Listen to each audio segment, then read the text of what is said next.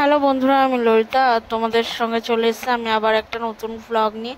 তো চলো দেখতে থাকো কি হয় লাস্ট পর্যন্ত। তো আমি এখানে দেখো রেডি হচ্ছে, আর কেন রেডি হচ্ছে সেটা তোমাদের আমি পরে বলছি। রেডি হচ্ছিলাম, তার মাঝখানে তোমাদের দাদাভাইকে একটু বকাবকিও করছিলাম, কারণ ও মানে পেছন থেকে একটু ডিস্টার্ব করছিল খুব। সেই জন্য দেখো আমার মুখটা দেখে বুঝতেই পারছো কতটা রেগে আছি আমি। তো ওর সঙ্গে বগর বগর করতে করতেই রেডি হচ্ছিলাম। আর আমি রেডি হচ্ছিলাম কারণ আজকে একটা নিমন্ত্রণ ছিল, মানে আমার জ্যাঠা ওনার বাড়িতে যাওয়ার ছিল।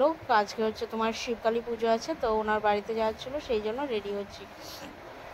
তো এখানে আমি এখনও ড্রেসটা চেঞ্জ করিনি, ড্রেসটা চেঞ্জ করে নিয়ে বা রেডি টেডি হয়ে দেখো এখন বেরিয়ে পড়েছি। আর এখানে আমি দেখে নিচ্ছি সব কিছু ঠিকঠাক আছে কিনা, কারণ বাড়ি থেকে বেরোনোর আগে তো এটা চেক করে নেওয়া উচিত। কারণ রাস্তায় গিয়ে হঠাৎ করে কি মনে পড়ে না মনে পড়ে সেটা দেখা গেলো ভুলেই গেলাম কিছু একটা, তারপরে গিয়ে মনে পড়লো না এটা তো আমি নিইনি, তখন তো আর বাড়ি আসা সম্ভব হয়ে ওঠে না। তো সেই জন্য আগের থেকে যখনই আমি কোথাও না কোথাও বেরাই সেখানে চেক করে নিই। তো এখান থেকে আমি পুজোর জন্য কিছুটা মিষ্টি কিনে নিলাম। তো মিষ্টি কিনে নিয়ে এখন চলো আমি যাব হচ্ছে অটো স্ট্যান্ডে, ওখান থেকে অটো ধরে তারপরে যাব। তো চলো এখান থেকে অটো স্ট্যান্ডের দিকে আস্তে আস্তে এগায়। আর দেখো রাস্তার পরিমাণ জ্যামও আছে ভীষণ পরিমাণে। তো আর সত্যি কথা বলতে কাজ থেকে ফিরে বেরিয়েছি, তো দেরিও হয়ে গেছিলো খুব, প্রায় 8:30 বেজে গেছিলো।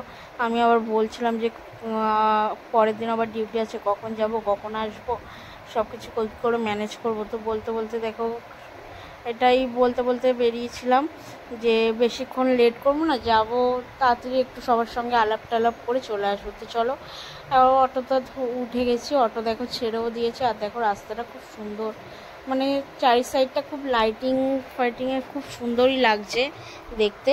তো এইগুলো দেখতে দেখতেই আমরা আস্তে আস্তে এগাচ্ছিলাম জ্যাঠাবাড়ির দিকটাতে। আর দেখো টোটো থেকে নেমে পড়েছি, নেমে এখন যাচ্ছি হেঁটে হেঁটেই, একটুখানি হাঁটা রাস্তা আছে।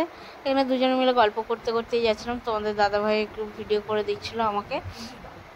তো ওখানে গিয়ে সবার সঙ্গে আলাপ হবে, আমি তো খুব এক্সাইটেড ছিলাম, কারণ অনেক দিন পরে সবাই মিলে একসঙ্গে দেখা হবে। মানে আর আমাদের ফ্যামিলি মানে হচ্ছে খুব বড় ফ্যামিলি, জয়েন্ট ফ্যামিলি। যদি এক জায়গায় সবাই মিলে হয় না, তো মনে হয় যেন পুরো একটা পাড়ায় এক জায়গায় জড়ো হয়ে গেছে, মানে বাইরের কোনো লোক লাগে না। কোনো অনুষ্ঠান আমাদের মানে ফ্যামিলির মধ্যে কারোর অনুষ্ঠান হলে কোনো বাইরের লোক সেরকম না বললেও চলে, কারণ এতটাই বড় ফ্যামিলি। তো চলো দেখো এখন আমি বাড়ির সামনে চলে এসেছি। আর এখানে দেখো, তার মানে দেখো জুতো দেখলেই বুঝতে পারছি কত লোক এসে হাজির হয়েছে আমার আগেও। তো শিবকালী পুজো বলছিলাম যেহেতু, সেই জন্য শিব পুজোটা দুপুরবেলা থেকে হয়ে গেছে, আর রাত্রে এখন হচ্ছে কালী পুজো হবে। তো এখানে আমি দেখো চলে এসেছি, আর বাচ্চা কাচ্চা প্রচুর এসছে। এই যে আমার বর্দার সঙ্গে গল্প করে নিলাম। এবার যাচ্ছি হচ্ছে ঠাকুর দেখতে। দেখো মন্দিরটা খুব সুন্দর করেছে, যেটা তোমাদের একটু মন্দিরটা দেখিয়ে দিচ্ছি। এদিকে বাঁ সাইডের দিকে রয়েছে তোমার শিব ঠাকুরের মূর্তি, আর এইখানে হচ্ছে মা কালীর মূর্তি, আর ওখানে হচ্ছে তোমার ঠাকুরমশাই সব কিছু জোগাড় যন্ত্র করছিল। আর এখানে দেখো এই হচ্ছে বিচ্ছু, এ হচ্ছে আমাদের বাড়িতে, মানে আমার বাপের বাড়িতে এটা হচ্ছে আমার বোনের ছেলে। ও হচ্ছে সারা বাড়ি মাতিয়ে রাখে, ঠিক আছে আমার।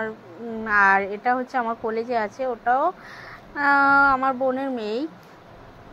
তো এসেই আমার কোলে ধরিয়ে দিয়েছে। হ্যাঁ আর কি করব বলে, ও এসেই কোল জোড়া করে বসে আছে। তো দুজনে তো আমাকে পেয়ে একদম খুব খুশি। আর এই দেখো বাইরে সবাই এখন ঘোরাঘুরি করছিল।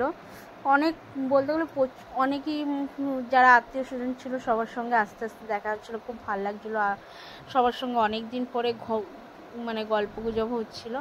তো এখানে দেখো কিছু নাচ গানের পুজোর মধ্যে সবাই ওদিকে পুজোর কাজে ব্যস্ত ছিল, আর এখানে যারা ছোটোখাটো ছিল তারা একটু নাচ গানের দিকেও ব্যস্ত ছিল।